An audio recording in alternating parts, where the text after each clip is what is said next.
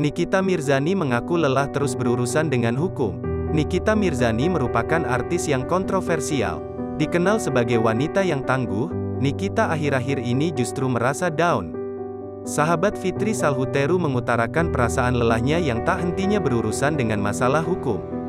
Bagaimana curhatan Nikita Mirzani? Nikita Mirzani akhirnya mengakui bahwa dirinya terkadang sedih dengan kenyataan yang dia alami. Telanjur dicap sebagai sosok kontroversial hingga antagonis, membuat mantan istri dipolatif itu tertekan. Hanya saja, selama ini ia mencoba untuk cuek menghadapi situasi itu. Namun, seiring berjalannya waktu, Nikita Mirzani berpikir dan merenungi perjalanan hidupnya.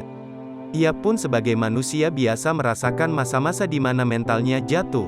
Bahkan, Nikita Mirzani sampai menangis saat menyampaikan itu di depan Demian Aditya. Nikita mengungkap alasannya mengapa ia menjadi seolah down saat ini.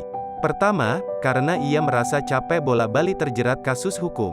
Saat menceritakan masalahnya itu, Nikita Mirzani tak kuasa menahan tangis hingga akhirnya berlinang air mata di depan Demian Aditya.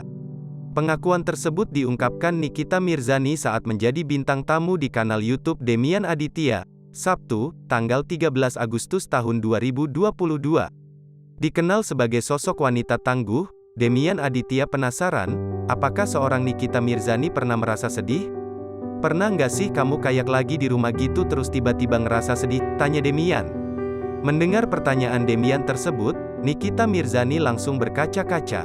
Ia tampak menghela napas panjang seakan ingin menyembunyikan kesedihannya. Pernah, sedih, jawab Nikita lirih. Namun dari nada bicaranya Nikita tak bisa menyembunyikan kesedihan itu. Berbagai kasus hukum yang menjerat Nikita membuat sosok yang akrab disapa Nyai ini punya ketakutan tersendiri.